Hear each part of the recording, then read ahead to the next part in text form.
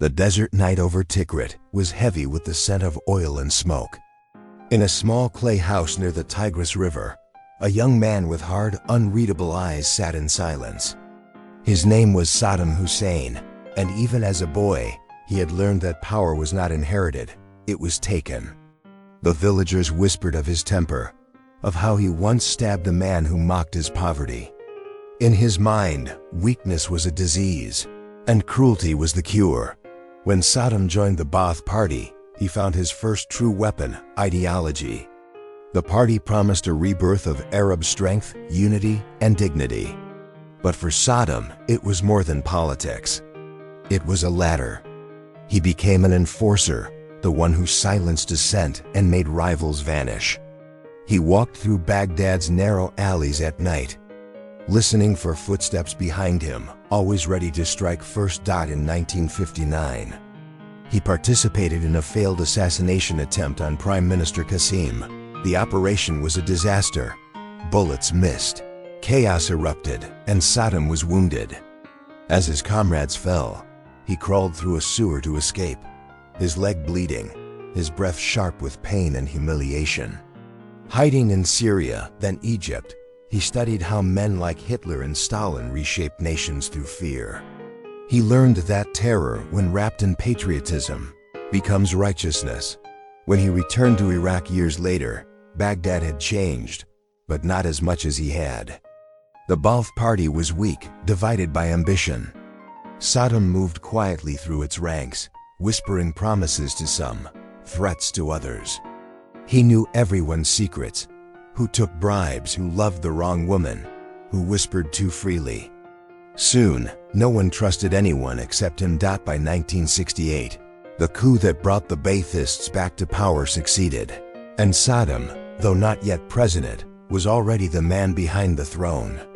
He ran the intelligence service, Mukhabarat, with precision and paranoia. Files filled entire basements, listing names, families, and fears.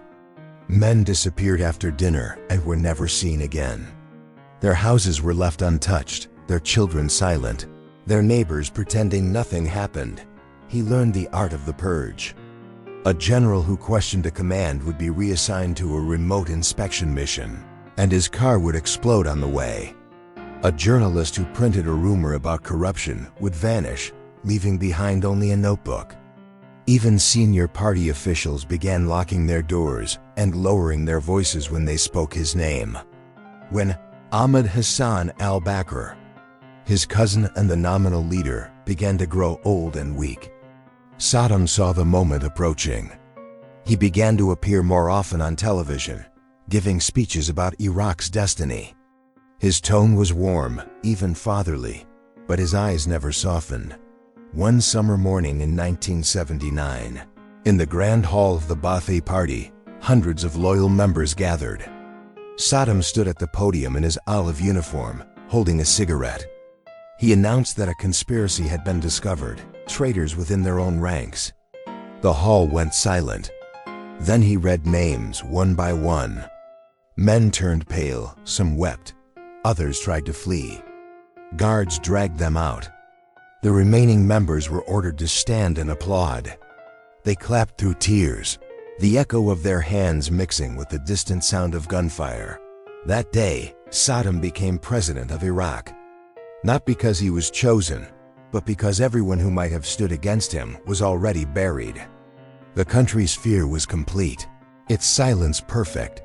From the balcony of the presidential palace, Saddam looked out over Baghdad, a city shimmering under the heat, the domes of mosques glinting like coins. Below, soldiers practiced their parade drills, banners bearing his face fluttered in the wind. He smiled faintly, not out of joy, but satisfaction. He had risen from nothing, and now he was everything. But even as he celebrated, a deeper hunger stirred in him, to be not just a ruler, but a symbol, a godlike father of the nation. And gods, he believed, must rule through awe and terror alike. That night, he called his generals into the palace garden. They drank whiskey under the moonlight, laughing nervously. Then, one by one, he asked them about loyalty. Some swore oaths with trembling voices. Others stayed silent. The next morning, one of them was missing. No one asked where he went. Within months, portraits of Saddam appeared in schools, offices, and streets. Children were taught songs about his bravery. Every broadcast began with his name. He built prisons beneath ministries and torture chambers beneath hospitals. He turned fear into infrastructure. By the end of 1979, the legend was complete. Iraq had a leader who promised glory and delivered obedience. The whispers in the streets grew quieter, until all that remained was the echo of his voice, carried by loudspeakers. Across the city he now owned. And in that silence, Saddam Hussein smiled. Power, finally, was his. The palace smelled of polished marble and fear. Every footstep echoed like a verdict through the great hall of the Revolutionary Command Council, where Saddam Hussein sat beneath an enormous portrait of himself, his gaze fixed, lips pressed into a line that made even his closest allies sweat. It was July 1979, only days after he seized the presidency of Iraq. The air was hot, thick with the dust of ambition and paranoia. His rise had been swift and brutal, but it was not enough. Now he needed loyalty, not through respect, but through terror. On that day, every senior Ba'ath Party member was summoned to the hall. Rows of men in crisp suits sat shoulder to shoulder, their faces drained of color, eyes darting nervously toward the front. A line of soldiers stood by the walls, rifles gleaming under the lights. No one knew why they had been called. Then Saddam appeared.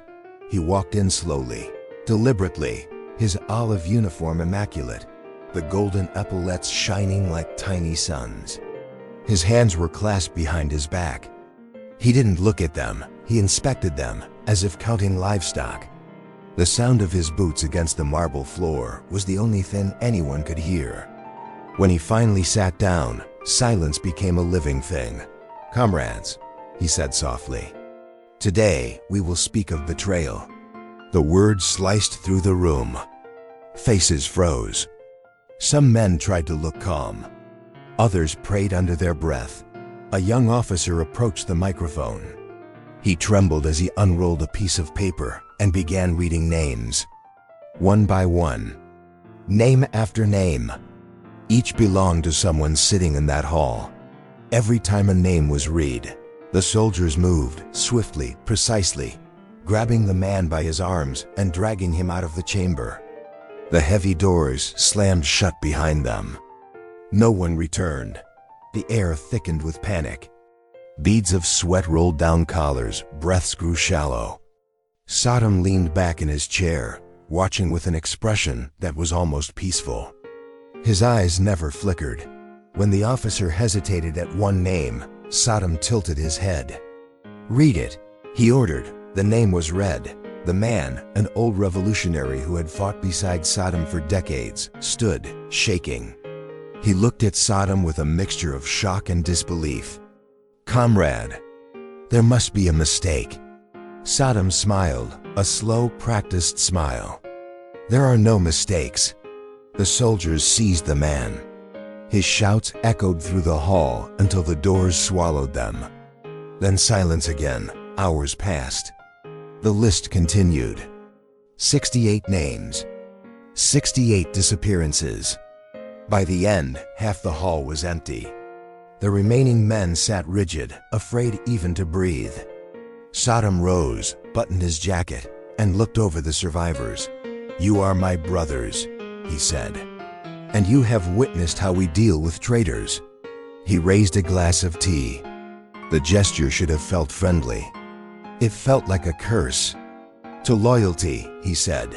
The men followed, lifting trembling hands. "To loyalty," they repeated. The purge continued for weeks. The accused were executed in prisons, their families erased from public record. Bodies vanished. Whispers replaced them. Saddam's rule became legend, not because people admired him, but because they feared him more than death itself. In private, Saddam watched recordings of the purge, the very meeting he had orchestrated, replayed for his own satisfaction. He studied his face on the screen, analyzing every gesture, every word. They must see power, he told himself. They must see God. When asked later why he had killed so many, Saddam simply replied, "You cannot build a nation with mercy." And with that, Iraq entered its darkest age, an empire of silence ruled by one man's paranoia, and by the shadow of a single day when a nation learned what it truly meant to fear. The years that followed the purge were years of silence. Baghdad looked the same golden domes, the same desert sun, but beneath its calm surface, fear had taken root like a sickness. The very air carried it. People spoke softly, glanced over their shoulders, and trusted no one, not even their own blood. Saddam Hussein ruled not by law, but by terror. He had transformed the Iraqi state into a living organism that breathed only for him. His intelligence agencies, the Mukhabarat, the Al-Qass, the military intelligence, operated as his eyes, ears, and knives. Every neighborhood had informants. Every conversation had an echo. Every whisper could mean death. At the center of this machinery was Abu Ghraib prison, the black heart of Saddam's Iraq, from the outside. It was an enormous fortress of concrete and wire, standing under the relentless sun like a monument to despair. Inside, screens blended with the hum of fluorescent lights. Prisoners disappeared into its corridors, and only silence came out. Each morning, Saddam received detailed reports, names of detainees, confessions, and the methods used. He read them like a man reading weather forecasts. He marked some with his signature and the word "continue." He believed fear was more efficient than loyalty. He once told his generals, "A man who fears me will never betray me. A man who loves me might." In his private office, Saddam often walked before a large map of Iraq, his fingers tracing borders that had been soaked in blood. The walls were lined with portraits of himself, as soldier, as leader, as savior. His favorite painting showed him holding a rifle, light shining upon his face as if blessed by destiny. He stared at it for hours, murmuring, "History will understand me." But on the streets, history had already made its judgment. Fathers disappeared. Sons returned broken. Daughters wept in silence. The people learned to smile in front of portraits, to cheer in parades, and to applaud speeches they no longer heard.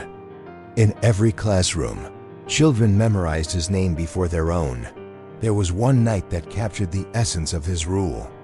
A convoy of black cars stopped before a small house on the outskirts of Tikrit. Inside, a family sat quietly around a lamp. The father, once a military officer, had whispered doubts about the government. Within minutes, soldiers burst in. The mother screamed. The children clung to her. The officer was dragged outside barefoot, his pleas swallowed by the sound of engines stopped by dawn. Nothing remained but silence and the imprint of boots in the dust. No one dared to ask what had happened. Neighbors avoided eye contact. The next day, a new portrait of Saddam appeared at the local school, smiling.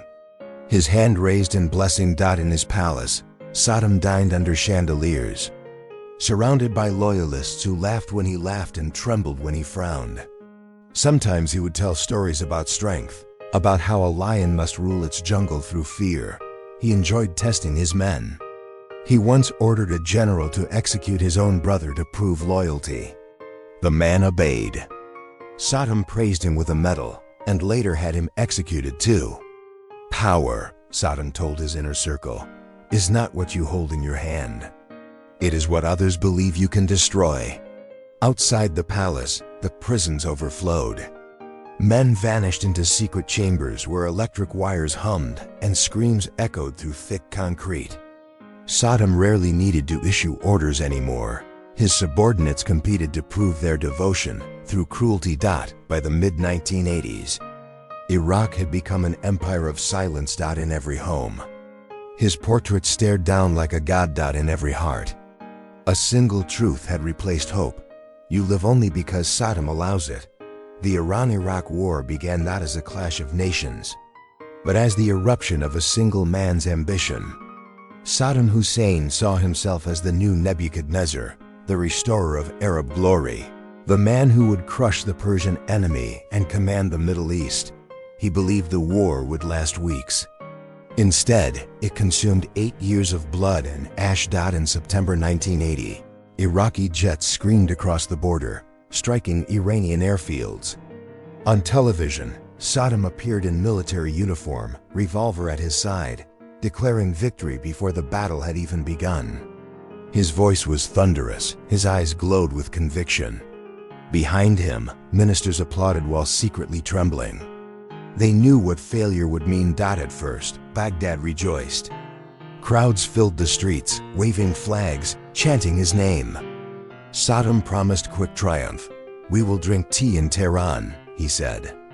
But the war turned into a swamp of mud, bodies, and tears. The Iranian army, driven by revolution, resisted fiercely. Towns were reduced to rubble. The desert swallowed entire divisions. In his palace, Saddam refused to accept reality. He demanded advances, no matter the cost. Generals who hesitated were dismissed or executed. Maps on his wall were filled with red pins marking fallen cities, yet he stood before them each night, convincing himself of victory. He began visiting the front lines, not to lead, but to be worshipped.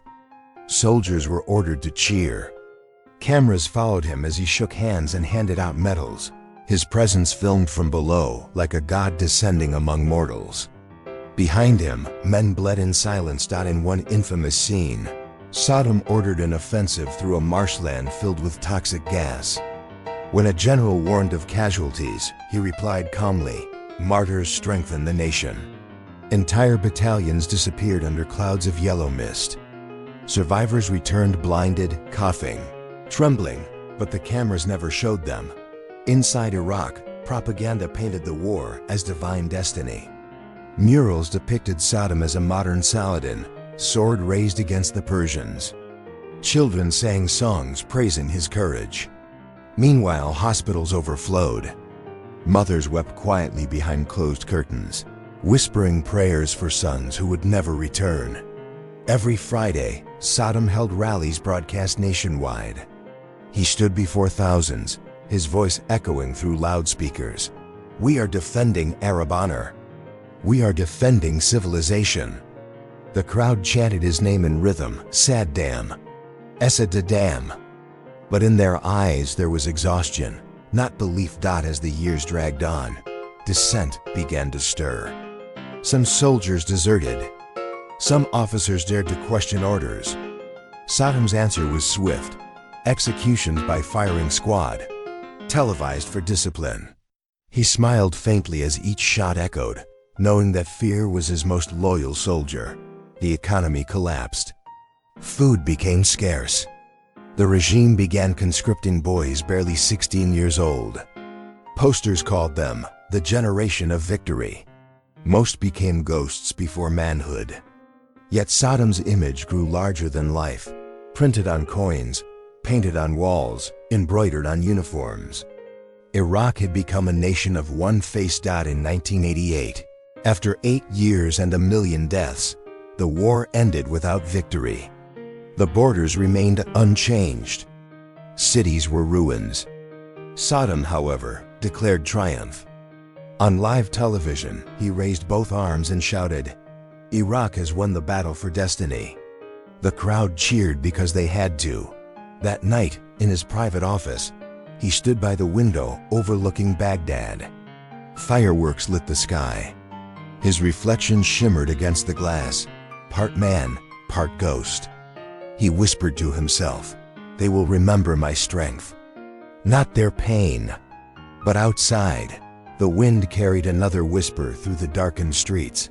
"They will remember your fear." In the northern mountains of Iraq, where the air was thin and the fields smelled of earth and wild thyme, the Kurdish people had always lived with quiet pride. They sang songs of freedom, whispered in their own tongue, and dreamed of a homeland that no empire could crush. But under Saddam Hussein, even dreams became crimes. By 1987, the dictator's patience with the Kurds had ended.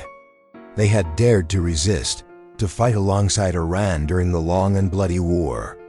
To Saddam, that was betrayal, and betrayal, in his world, demanded annihilation.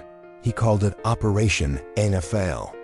To his generals, it was an order. To history, it would be genocide. Under a gray dawn sky, the campaign began. Columns of trucks, armored vehicles, and bulldozers moved into the Kurdish north.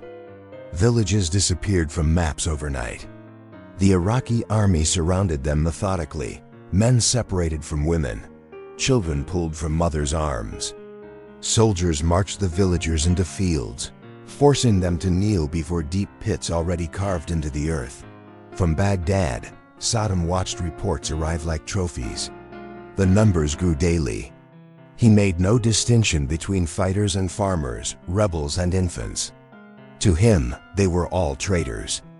"Cut the head," he told his commanders, "and the body will rot." The valleys burned. Helicopters flew low, spraying chemical mist that shimmered green under the sun. It drifted silently, entering homes, lungs, and dreams. Birds fell mid-flight. Mothers clutched lifeless children whose skin turned pale blue. The wind carried the stench of death across mountains that had once sung with laughter. In the town of Halabja, the horror reached its peak. March 1988. Planes appeared above like dark insects. At first, the villagers thought it was another air raid. But the bombs that fell were silent. They didn't explode, they hissed.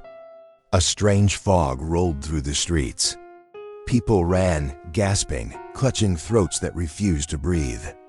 Entire families froze mid-step, eyes wide open, bodies still locked in final terror. Within hours, 5,000 lay dead. Photographs smuggled out of Halabja showed the truth. Streets filled with corpses, fathers embracing children, mothers collapsed at doorways. But inside Iraq, those images were forbidden. The state television spoke only of victory and loyalty. In Saddam's palace, no one dared to mention the town's name. That night, Saddam hosted a banquet in Baghdad. Crystal glasses clinked. Music played. He raised a toast to the unity of the nation. The men at the table smiled and nodded, though their hands trembled slightly. He noticed. He always noticed. He looked around and said quietly, "Compassion is a weapon for the weak." The hall fell silent. Only the hum of air conditioning filled the space. In the following weeks, bulldozers buried the remains of villages, covering over wells, orchards, and graves. The land itself became a secret. Survivors fled to the mountains, hiding in caves, whispering prayers for vengeance. But vengeance could not touch a man who ruled through fear alone. By the end of Operation Anfal, nearly 200,000 Kurds were gone, erased from records, from homes, from life. Saddam's generals reported success. He nodded once, satisfied, and said, "Let history record that Iraq has been purified." The mountains, however, remembered. The wind that passed over Halabja carried ghosts. And sometimes, when the sun set over the hills, the light turned strangely green, as if the earth itself still breathed the poison he unleashed. By the 1990s, Iraq had become an empire of mirrors, every reflection showing only one face. Saddam Hussein had turned his country into a stage, and he was both the actor and the god. Yet behind the marble walls of his countless palaces, shadows gathered. Power, once absolute, had become his obsession and his fear. He built palaces upon ruins. Where villages once stood, he ordered new fortresses of gold and glass. Where rivers once flowed, he redirected them to feed fountains in his gardens. Each palace had grand halls, domes of turquoise, and corridors long enough for an army to march through. On the walls hung portraits of himself as warrior, scholar, and savior, painted to immortalize his myth. But no mirror in those palaces could calm him. He began to see betrayal everywhere, in his ministers, His generals, even his sons, died at night. He roamed his halls alone, his boots echoing against marble. Guards watched him from a distance, afraid to meet his gaze. Sometimes he stopped before the grand mirror in his throne room, staring at his reflection until dawn. "Who is loyal?" he whispered. "Who dares to dream against me?" The Gulf War had ended in humiliation. American planes had bombed Baghdad, and his once mighty army had been shattered. Yet on television, Saddam appeared defiant. He smiled through speeches about victory, while behind him, the city burned. Sanctions crippled Iraq. Food grew scarce. Children died of hunger. But in his palaces, the fountains still ran, and the banquet tables overflowed. Fear was his only nourishment now. His paranoia deepened. He surrounded himself with layers of guards, none trusted, each watching the other. He ordered secret rooms built beneath every palace, bunkers, tunnels, chambers no one else could enter. There, he kept his files, his weapons, his nightmares. He slept in a different bedroom every night, never announcing where he would be. Even his wives and sons were kept apart. His inner circle shrank to a handful of men, most too terrified to speak freely. One night, during a council meeting, Saddam accused a minister of disloyalty. The man denied it, trembling, pleading. Saddam watched him quietly, then smiled and said, "Loyalty is proven, not spoken." The guards entered. The man was dragged out. The others sat frozen, hearing muffled cries behind the doors.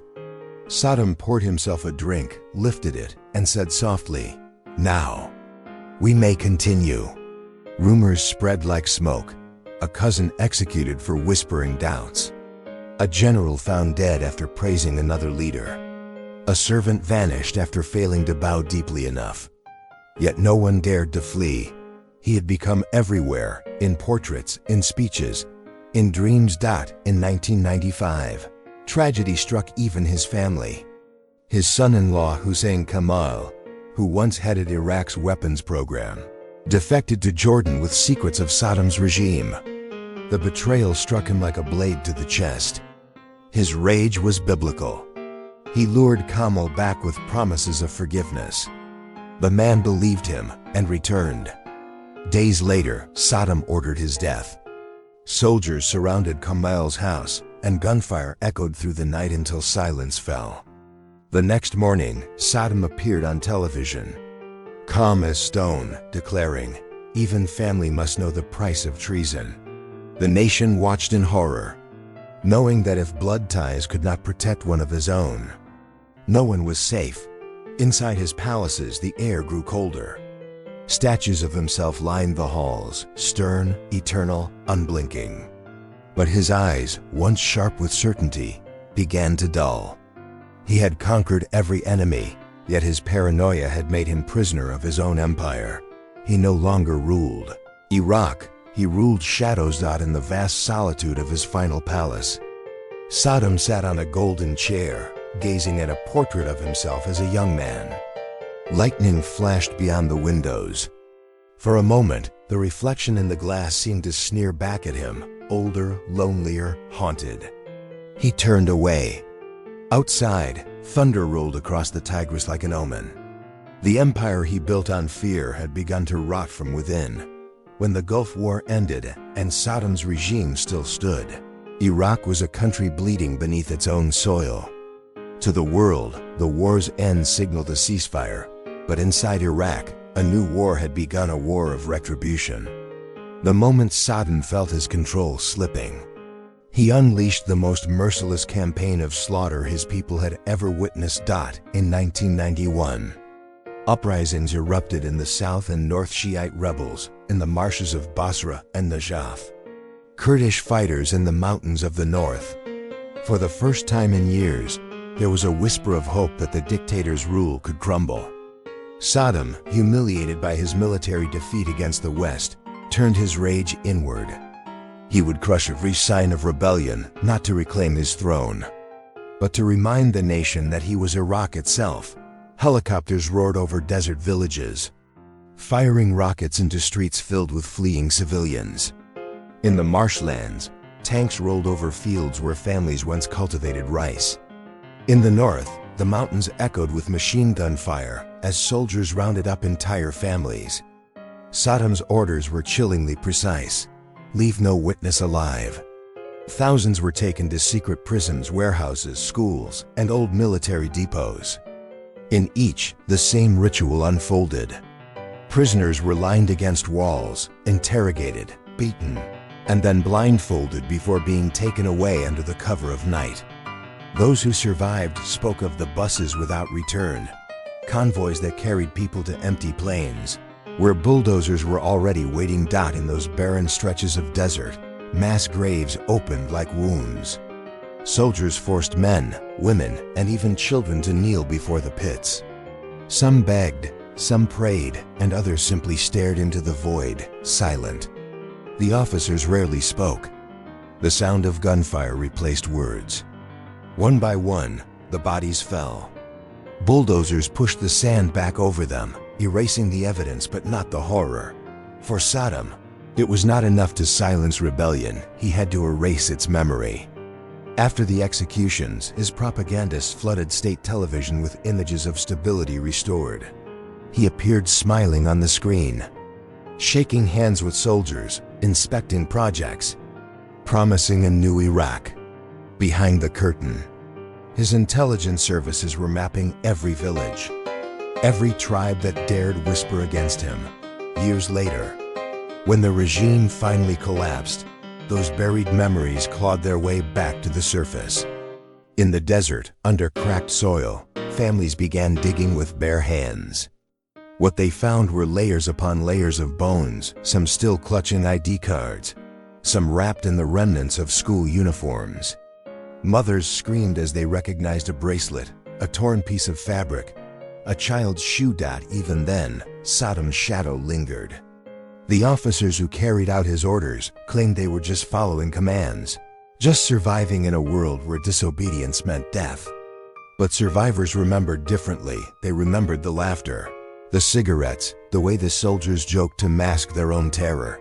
The graves were not just holes in the ground. They were monuments to obedience, to the blind loyalty Saddam had cultivated through fear. Each layer of earth held a story of betrayal, of silence, of complicity. When investigators unearthed one of the largest sites, the stench of death still lingered decades later. One forensic expert whispered, "This is not a battlefield. This is a factory of death." Somewhere among those who still supported him, Saddam was remembered as a leader who brought strength and unity. But beneath that illusion lay thousands of unmarked graves, his true legacy, carved into the land itself. For every man who cheered his name, there were 10 who whispered it in nightmares. The desert did not forget.